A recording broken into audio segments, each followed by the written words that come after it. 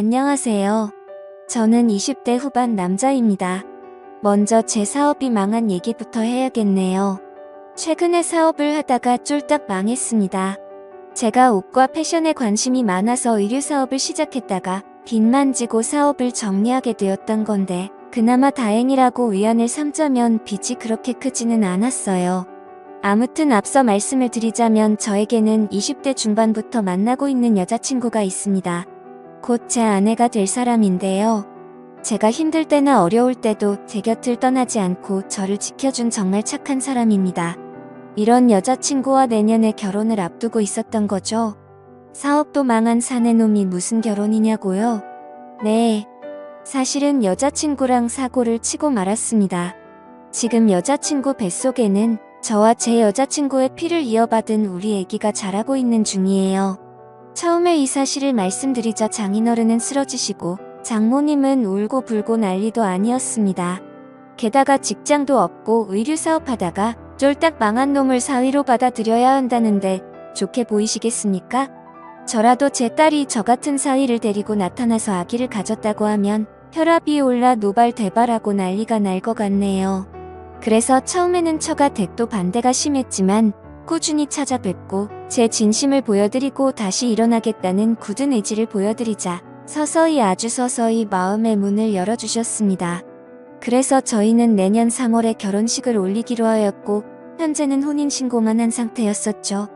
문제는 아까 말씀드렸다시피 의류 사업을 하다가 쫄딱 망했던 탓에 결혼 전까지 자금이 도저히 모이지 않을 것 같아 처가 댁에 잠시 얹혀 살기로 했습니다.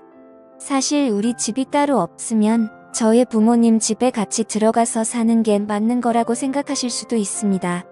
하지만 안타깝게도 저희 부모님의 집은 현재 저희가 살고 있는 수도권이 아닐 뿐더러 집이 작아서 아내와 같이 들어가서 살기는 무리가 있을 정도였죠. 그래서 결혼 승낙을 해주실 때 장인어른과 장모님께서 마음을 크게 써주셨습니다. 제가 내년에 결혼식을 올리고 직장을 구하든 사업을 다시 하든 안정화가 될 때까지 처가 댁에 머물러도 괜찮다고요. 진심으로 감사드리는 마음에서 장인어른과 장모님의 말씀을 듣고 나니 눈물이 나더라고요. 세상 때려 죽여도 모자랄 못난 사위를 분명 불편하실 텐데 불구하고 본인 집에까지 있게 해주시다니 싶었습니다. 장인어른과 장모님의 진심 어린 응원에 힘이 나서 저도 하루빨리 재기해 보이겠다고 마음을 다짐했습니다. 아내에게는 여동생이 한 명 있는데요. 저한테는 처제가 되는 거죠. 제가 아내랑 혼전 임신을 하고 장인어른 댁에 방문했을 때 장인어른 장모님 말고 유일하게 아내의 여동생만 저를 위로해줬습니다. 호칭상 처제가 맞는데 제 입에 처제란 말이 아직 익숙하지는 않네요. 아무튼 처제는 예전에 아내랑 데이트할 때도 가끔 몇 번 봤었기도 했고 제가 성실하게 살아왔다는 걸 옆에서 봐왔었기에 그런 건지 저와 아내의 혼전 임신 소식에 충격은 먹은 듯 했지만 많은 위로를 해줬습니다. 그리고 남자는 결혼을 해야 안정적이게 일을 할 수 있다면서 하루 빨리 재기하라며 응원해주더라고요. 그런 처제가 많은 위로가 되어줬고 정말 많이 고마웠습니다. 그렇게 결국 저는 염치 없지만 제 짐을 챙겨서 처가 댁에 들어가게 되었던 거죠. 제가 도착하자 처음에 저에게 화를 내셨었던 장인어른과 장모님은 저를 따뜻하게 맞이해주시고 제가 최대한 편하게 지낼 수 있도록 많은 배려를 해주셨습니다. 하지만 생각지도 못하게 처가 댁에 들어와서 지내는데 장인어른과 장모님이 문제가 아니었고 처제가 문제가 되었네요. 제가 처가 댁에 들어갔을 때가 따뜻한 날씨의 봄 무렵이었는데 처제가 옷을 너무 짧게 입고 돌아다니는 겁니다. 한 번은 제가 일을 일찍 마치고 오후에 집에 들어갔는데 처제가 티셔츠도 안 입고 있더라고요. 눈 마주치고 서로 얼마나 민망했는지 모릅니다. 그것도 처음에는 좀 민망해하고 옷을 챙겨 입는 신용이라도 했습니다.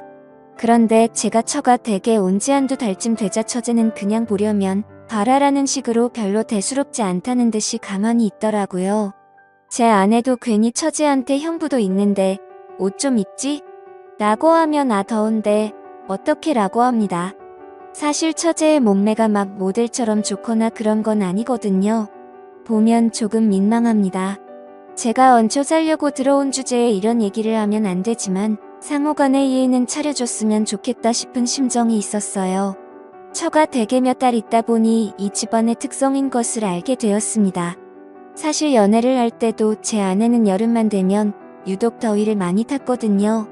그래서 늘 에어컨 나오는 카페로 피신하거나 시원한 바람을 좋아했었는데 아내가 이런 이유가 다 있었습니다. 가만 보니 장인어른과 장모님도 이 가족분들이 전체적으로 더위를 엄청 타서 힘들어 하더라고요. 제가 느꼈을 땐 크게 덥지도 않은데 아덥네 더워 죽겠다 이런 얘기를 많이 하십니다. 그래서 처가 댁에 방마다 에어컨이 있어요. 거실에 큰 에어컨이 한 대 있고 방마다 1대씩 해서 총 4대가 있습니다. 저는 한 번씩 추워서 긴팔을 입고 있을 때도 있을 정도였죠. 이 집에서 여름에 에어컨 이렇게 돌렸다가 전기세는 어떻게 감당하는지 모르겠다는 생각도 들었습니다. 아마 버는 돈 족족 전기세로 나가지 않을까 싶더라고요. 그러다 최근에 진짜 감당 못할 일을 겪고야 말았습니다. 제가 거실에서 TV를 보고 있었는데 처제가 샤워를 하고 있었어요. 처제가 샤워를 마치고 나왔는데 깜빡하고 옷을 챙기지 못했는지 큰 수건으로 중요 부위만 가리고 후다닥 자기 방으로 들어가더라고요. 아, 정말 현타가 왔습니다. 내가 이 꼴을 언제까지 보고 있어야 하나. 이 꼴 보기 싫어서라도 하루 빨리 이 집에서 나가야겠다 느꼈습니다. 그래서 한 번은 장인어른 장모님, 처제 저와 와이프 모두 모인 저녁 식사 은근슬쩍 한마디 했어요. 장인어른 장모님 몸에 열이 참 많으신 것 같다고 하니까 맞다고 하시며 우리 집안 내력이 몸에 열이 좀 많다. 그래서 인삼이나 홍삼 같은 것도 안 먹는다고 말하시더라고요. 그리고 박서방 자네가 여름에 좀 민망하지? 미안해라고 하셔서 아니에요. 괜찮습니다. 라고 대답했습니다. 미안하다 라고까지 하시는데 얹혀 사는 제가 무슨 할 말이 있겠어요. 처제는 거기에다가 한술 더 떠서 형부도 더우시면 옷 좀 편하게 입고 다녀도 괜찮아요. 여름에 땀나고 덥잖아요. 하는데 할 말이 없더라고요. 저 집에서 반팔 티셔츠랑 반바지 추리닝만 입고 돌아다니는데 그럼 상에 탈의하고 반스만 입고 돌아다니란 말인 건가 싶었습니다. 그래서 아니야 괜찮아요. 처제라고 대답했어요. 참 남들이 봤을 땐 뭐 험한 말로 눈육이라도 많이 즐겨둬라. 이제 유부남이다 하시는데 저는 불편해 죽겠습니다. 솔직히 제가 보고 싶은 몸매면 또 모르겠어요. 그것도 아니고 말이죠. 그때 처제가 샤워실에서 나와 호다닥 방으로 들어간 걸 아내한테 말할 수도 없고 참 힘드네요. 그래서 아내에게 고민사항을 말했습니다. 사실 자기네 가족들이 모두 더위 많이 타고 하는 건 알겠는데 그래서 집에 에어컨을 자주 사용하는 것은 이해한다고 말했어요. 하지만 처제의 옷차림과 행동이 너무 노골적이어서 불편하다고 설명했습니다. 아내는 처제와의 사이에 민감한 문제일 수 있기 때문에 조심스럽게 표현했습니다. 아내는 제 고민을 이해하고 고마워하는 표정으로 대화했어요. 그리고 처제와의 사이에 어떤 대화가 필요한지 함께 고민해보기로 했습니다. 아내는 가족 간에는 솔직하고 열린 대화가 중요하다고 언급했죠. 그 후로는 아내와 함께 처제와 대화하는 시간을 가졌어요. 처제에게 자신의 불편함과 존중받을 권리에 대해 이야기하면서 함께 어떤 접근 방법이 좋을지 고민했습니다. 처제도 서로를 이해하고 존중하는 분위기에서 대화에 참여했어요. 이러한 대화를 통해 처제는 자신의 행동이 불편함을 일으킨다는 것을 이해하고 앞으로는 상황을 고려하여 행동하겠다고 약속했습니다. 처제와의 관계에서 발생한 불편함을 해결하려는 노력이 가족 간의 화목한 분위기를 유지하는 데 도움이 되었습니다. 아내와 함께 이런 어려운 상황을 극복하고 가족으로서의 애착을 다지는 경험은 결혼 생활에 더욱 깊은 이해와 연대감을 키워주었습니다. 또한 처가 댁에서의 생활을 좀 더 원활하게 이어나가기 위해 서로의 의견을 존중하고 협력하는 모습을 보여주었습니다. 이런 어려운 상황을 극복하면서 가족 간의 소통이 더욱 중요하다는 것을 깨달았습니다. 가족 간의 소통은 서로의 감정을 이해하고 존중하는 데 있어 핵심적인 역할을 합니다. 그래서 아내와 함께 우리 가족 간의 소통을 강화하기로 다짐했습니다. 결혼식과 신혼집 마련에 성공한 뒤 현재는 새로운 가정을 준비하고 있습니다.